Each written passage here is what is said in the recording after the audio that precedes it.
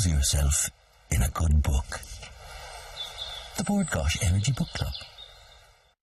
Now, when a man's dead body is found in a car, forensic specialists examine his remains. However, Police Inspector Celsius Daly is more concerned with footprints found in the snow. Whose are they and where did the person go? Well, author Anthony Quinn joins us now to tell us more about his second novel, Border Angels. Good morning to you, Anthony. Hello, how are you? And thank you for joining us. Pleasure to be here. Can I take you back to the first novel, Yes. which was released to huge acclaim, disappeared. Yes. Best crime novel, the Daily Mail, the Times, the list goes on, and that's all wonderful and fantastic for book sales, and I'm sure your publishing house were delighted, but it does bring huge pressure for number two, doesn't it? The funny thing is that number two was written before number one got the critical acclaim. It's been quite a convoluted, tortuous journey towards publication. And that quite often happens for authors, doesn't it? It does indeed, and success kind of happened in far off shores in a way. It was first published in New York. In a way, a lot of the UK publishers and Irish publishers thought that it was too caught up in the troubles. Too gritty? Too gritty to be commercially viable. Okay. But it took a New York publisher, Otto Penciler, who's one of the most famous US crime fiction editors, to actually take it and publish it in New York. And after it was published there in 2012, it was shortlisted for a Strand Literary Award, which is an award it's chosen by the book critics at the Washington Post, the LA Times, and the San Francisco Chronicle. And then after that, it was published in 2014 in London by Head of Zeus. And then within weeks, the Daily Mail was proclaiming it as one of the crime books of the year. So suddenly it all happened and success came closer to home. Of course. But it took 5 years nearly for the book to appear in local bookshops. And how do you prepare yourself for that kind of success? Did you expect that?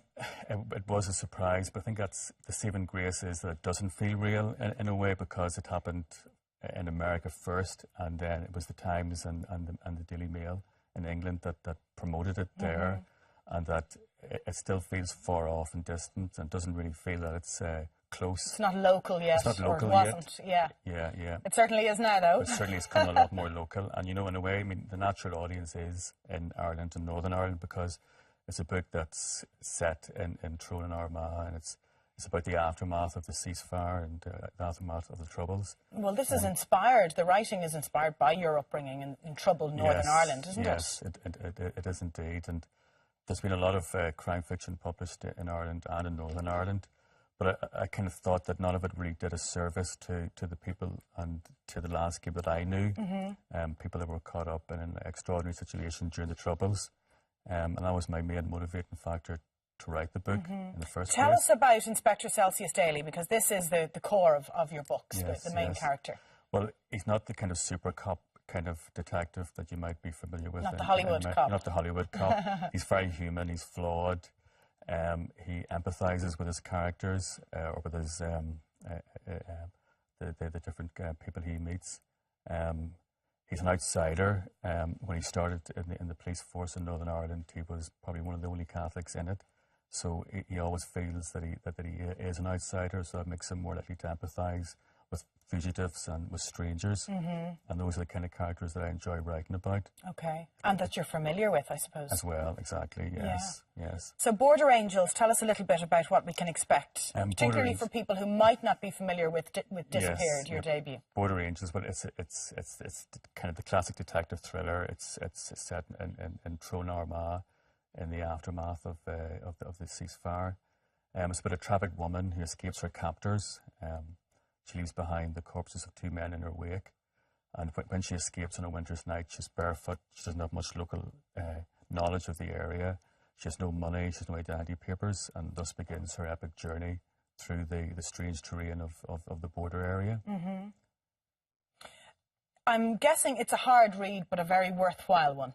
You probably could describe it as gritty and dark. Yeah.